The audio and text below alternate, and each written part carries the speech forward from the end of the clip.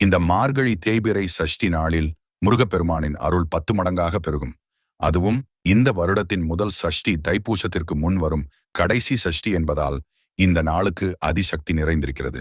இந்த நாளில் வெறும் 10 ரூபாய் செலவு செய்து இந்த ஒரு சிறிய பொருளை நம்பிக்கையோடு வாங்கினால் இந்த ஆண்டு முழுவதும் முருகனின் அருள் உங்களோடு பரிபூரணமாயிருக்கும். சஷ்டி நாளன்று முருகன் நிச்சயம் வழிகாட்டுவார்.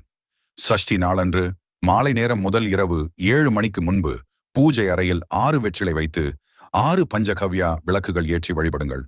இந்த விளக்கை ஏற்றினால் வீட்டில் இருக்கும் எதிர்மறை ஆற்றல்கள் நீங்கி முருகனிடம் அருள் பெருகும். முருகன் நிச்சயம் வழிகாட்டுவார். இந்த வீடியோவை முருக பக்தர்களுக்கு ஷேர் பண்ணுங்க.